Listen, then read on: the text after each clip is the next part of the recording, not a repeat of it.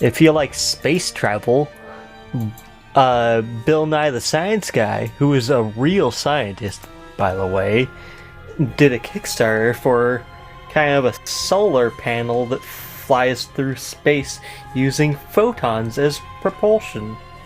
I think that's pretty interesting.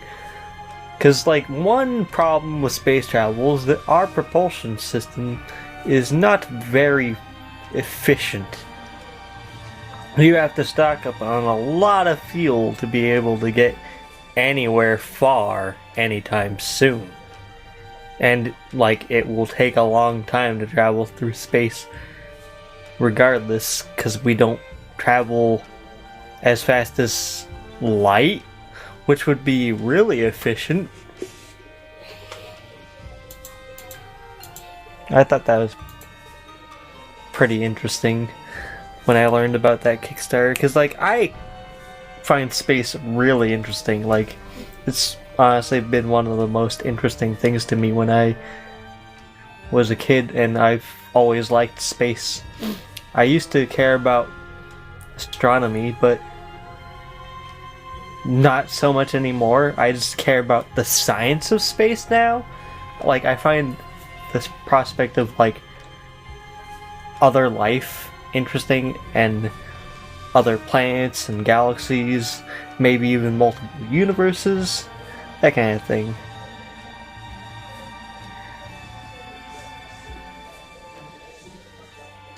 Oh, sorry if the space discussion isn't an interesting way to steer the conversation. I thought that was just an interesting thing to talk about.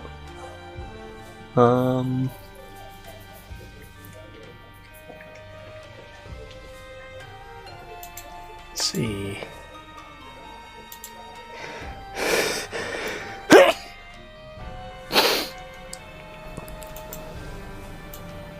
I guess I can check up on game news, because I am also, of course, a video gamer.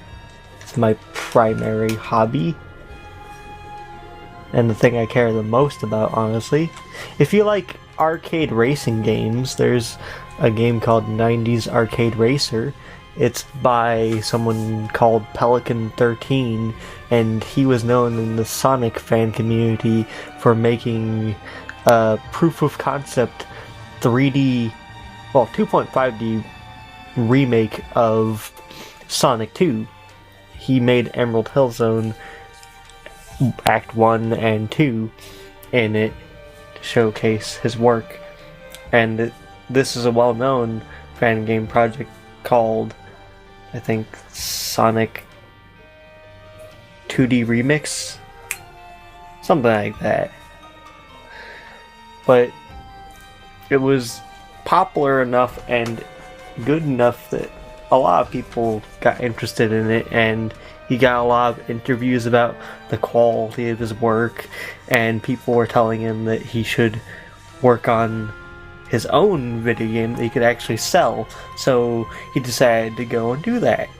So 90s Arcade Racer is an original project that he decided to do in order to be able to make money off of his work, which he was, you know, recognized for being able to do such good work by himself. So he did a Kickstarter, got involved with a developer and publisher, and expanded to the horizons of original indie projects. And so far, it seems to be working out for him. I'm definitely interested in that game and will be getting it when it comes out. I didn't back the Kickstarter because I have a somewhat negative perception of Kickstarters in general, like, especially because of how some projects have gone.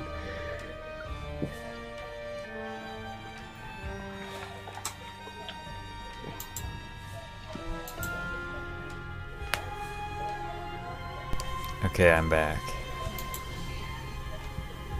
So, it's now time to be bad at this game again, because apparently a week off turns you into garbage. Okay, yay, you're back. Honestly, Reset this thing again. I'd say a blanket statement like that is just obviously going to be false. Like, there are nutcase fans, and they give the fan base a bad name. And certainly, the vocal minority speaks louder than the majority. There's definitely crazy Sonic fans and bad fan art and stuff that pervades throughout the internet and gives Sonic a very bad name. Literally giving him a bad name with a recolor.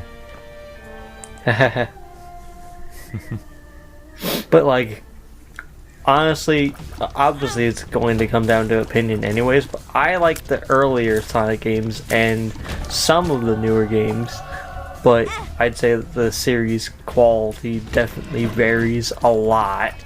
Like, there's a lot of mediocre to bad games in the series because the series has lacked quality control.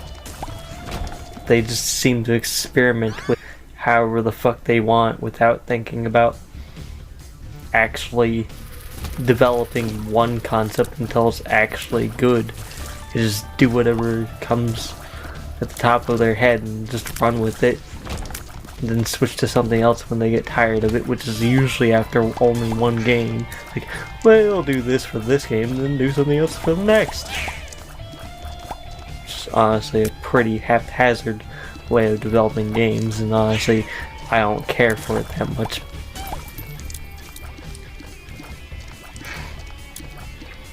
I liked the Unleashed formula, though. Sonic Colors and Sonic Generations were good games in my opinion.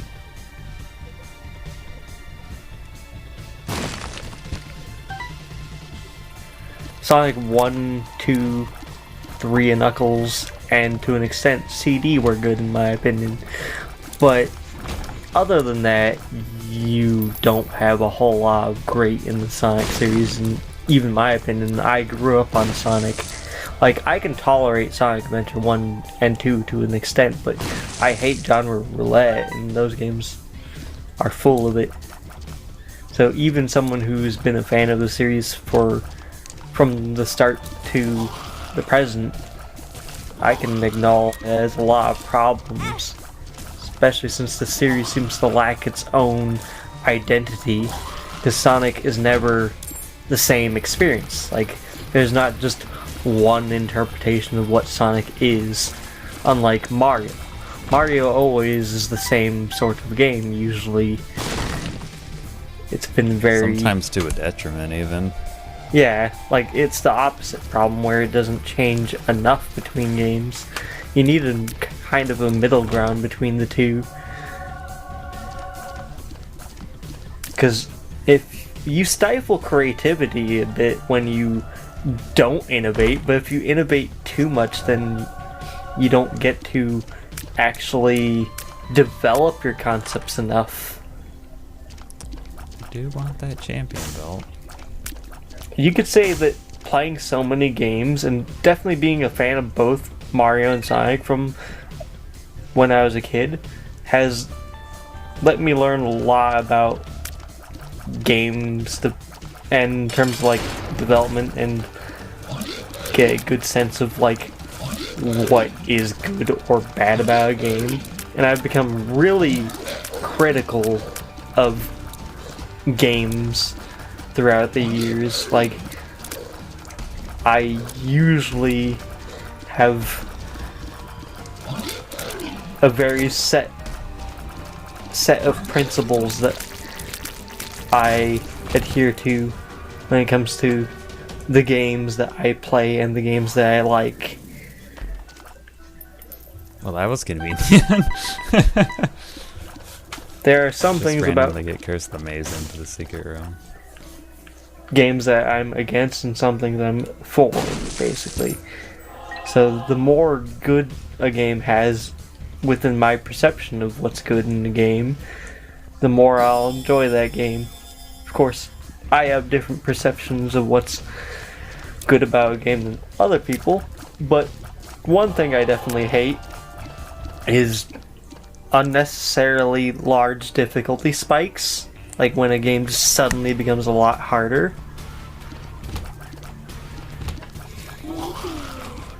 I also dislike it when there's a lot of grinding. And one thing you'll definitely learn about me is that I absolutely hate RNG to any degree. Because it usually feels like it can always get too extreme one way or the other. Either someone can get absurdly lucky or absurdly unlucky. And I think that there should be, like, instead of a true randomness to it, there should be like a variable range ranging from a very small set like I of said numbers. before, what it should really be is like there should be a random element in the game that either deletes your file or takes you to the end of the game. But like I think it that should be extreme. It should be, it all comes down to this. but yeah, I just think that it would be better to limit how random something is so that someone's not going to be able to get absurdly lucky or absurdly unlucky.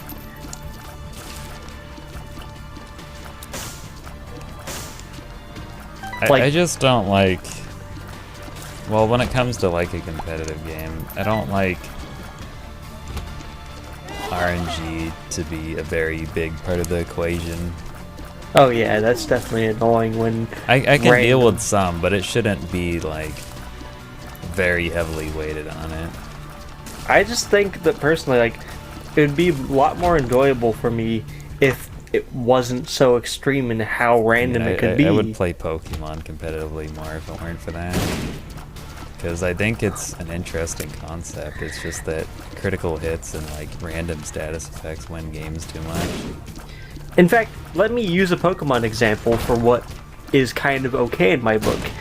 Min-max damage, because it's usually a small range. Like, sure, that range is going to matter sometimes, because either you will have killed something at max damage, or you'll have not killed something at min damage.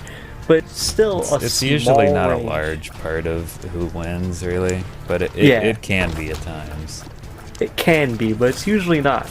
And I think that it's more okay than most of the RNG in Pokemon. It's not the most offensive thing. Usually the most offensive stuff comes down to move accuracy, like Focus Blast and stuff like that, or raising or lowering accuracy, or status effects like Paralyze. 25% chance feels more like 50. I can be fully paralyzed 5 turns in a row. Hey, paralysis. Remember, it almost feels like it just makes your Pokemon useless. Remember Gen 1 freezing mechanics? Those were great. Oh yeah, it just has you frozen forever. It's pretty funny. I like Gen 1 just to laugh at it, because it's funny how ridiculous it is. I kind of like doing random Gen 1 battles on Showdown sometimes. It's funny.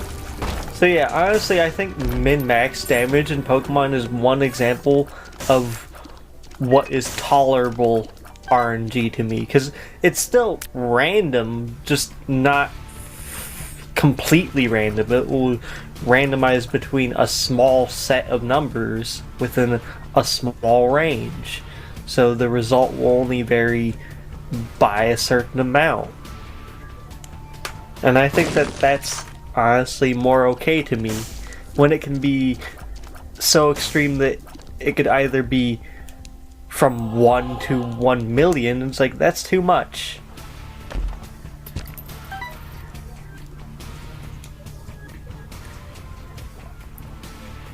Because then you're gonna get a lot of variation in terms of like how things will play out. And me personally, I actually prefer when a game has like set functionality.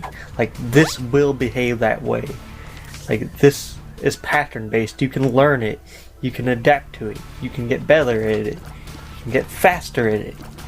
But when it varies then you don't know what to expect, and it doesn't feel like it's